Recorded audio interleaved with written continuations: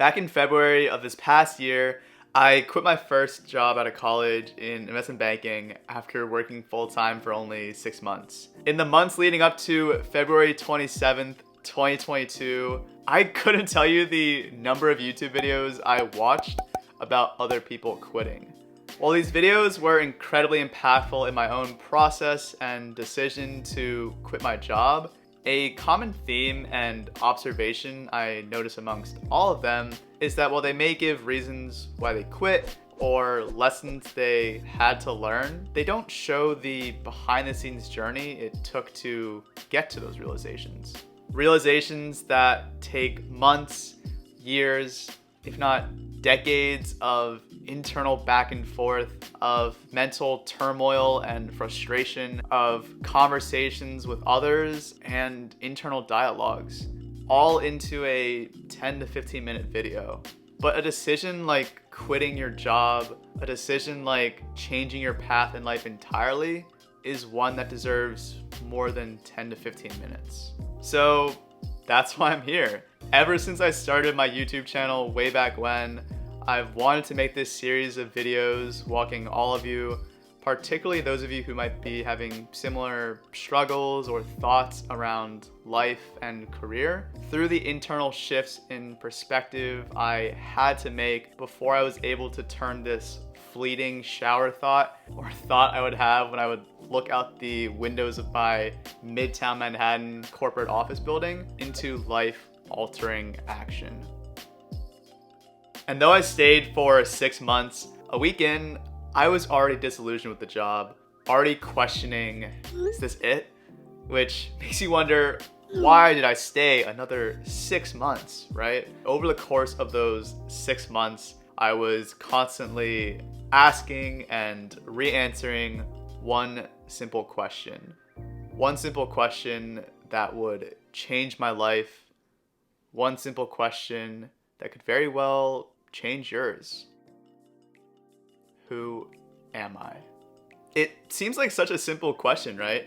I mean, after all, we're getting asked this question in different forms throughout our lives, time and time again. Whether it's the classic, tell me about yourself, or walk me through your resume, to even what you put on your social media and online dating app profiles. But in reality, there's a lot more going on behind the scenes than we initially realized, than I initially realized when I sat down and for the first time really asked myself, who am I? Behind the scenes, this question is closely tied to an important topic in social psychology, otherwise known as self-discrepancy theory. In a nutshell, self-discrepancy theory helps us understand how we feel when we're not ourselves and why.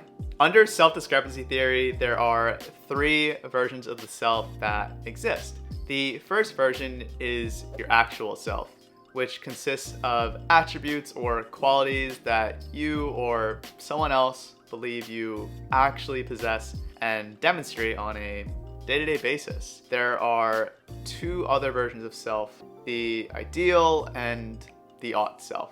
Essentially, the ideal and ought selves serve as your self-guides or standards to which you're constantly comparing and evaluating your actual self.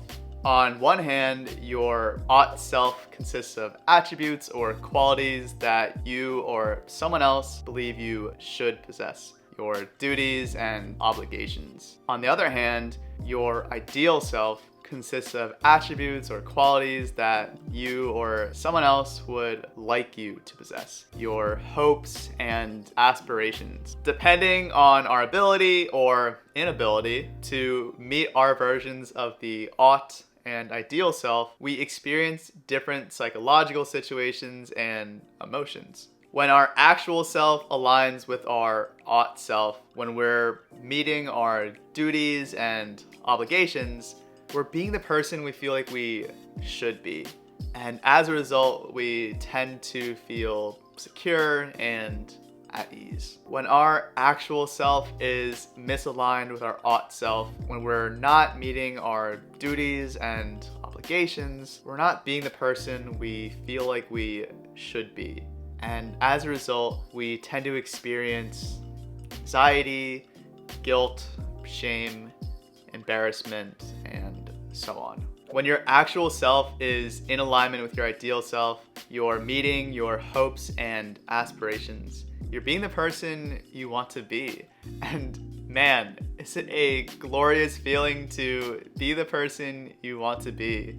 You experience happiness, joy, and all the other amazing positive emotions. But equally, when your actual self is misaligned with your ideal self, when you're not meeting your hopes and aspirations, you're not being the person you want to be. And you tend to experience sadness, frustration, disappointment, dissatisfaction. The list goes on. When I answered the question, who am I, back in September, I didn't realize this at the time, but in doing so, I had created this mirror for myself. This mirror grounded in the version of myself I hoped and aspired to be. My ideal self. A mirror that would slowly crack over the next 3 months. And at first, the cracks were unnoticeable, or should I say, ignorable. But over time, the cracks grew in size and quantity until one day, the mirror shattered.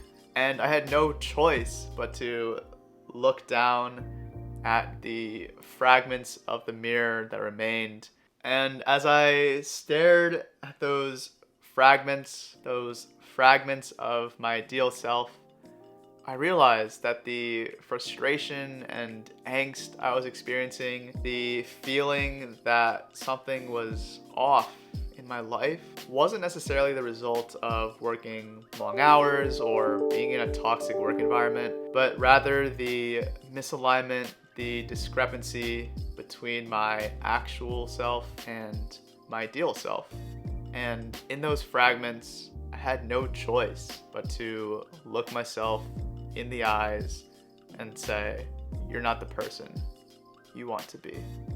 In certain situations, discrepancies between your actual self and your ought and ideal selves can spurn positive improvement and change. But what I came to realize is that I'd spent the overwhelming majority of my life, over 2 decades, relentlessly trying to align my actual self with my ought self. Trying to be this person I felt like I should be out of duty and obligation, rather than who I genuinely wanted to be, out of hope and aspiration.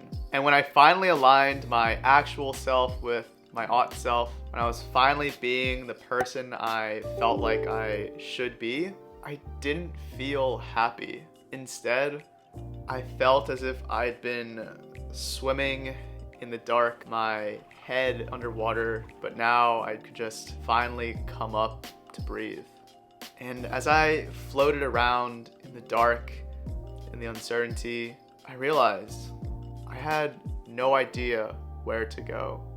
And in that state, I felt helpless, resigned to my fate. I couldn't just float there and do nothing. I had to do something.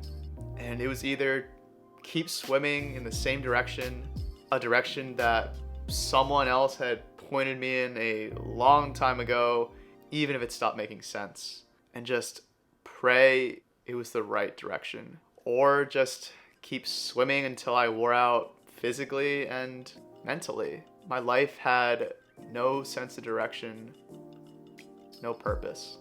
But in answering that simple question, who am I, all of a sudden, the path forward became clear.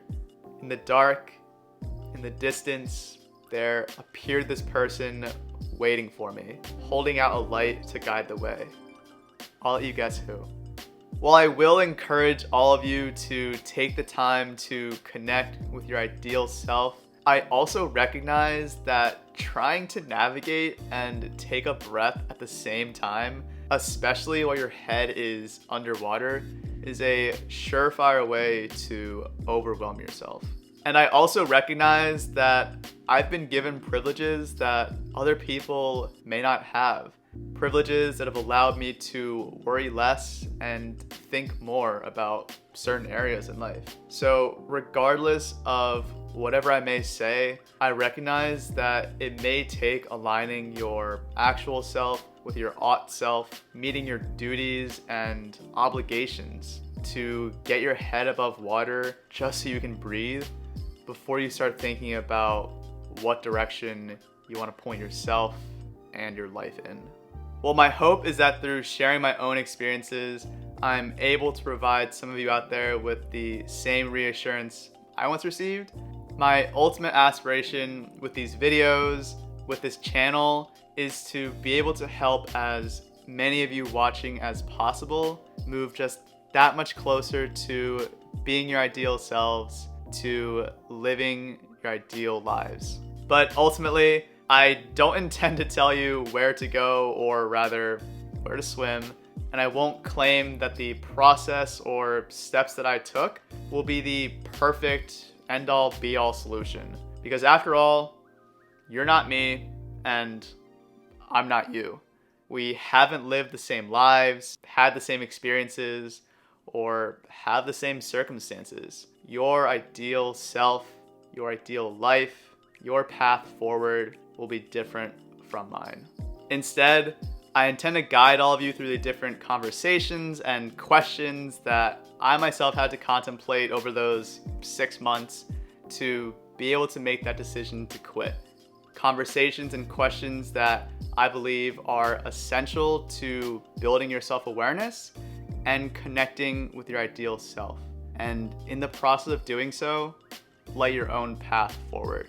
Because after all, you've got someone waiting for you. So take out a piece of paper and at the top write, who am I?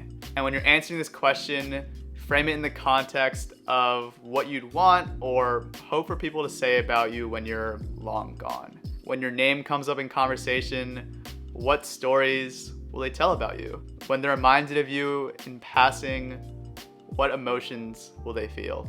And try not to put pressure on yourself, which, believe me, I understand is way easier said than done, but just take a deep breath and write freely and openly. Try not to place expectation around how much or how long to write for, whether you do it all in one go or put it down and pick it back up later.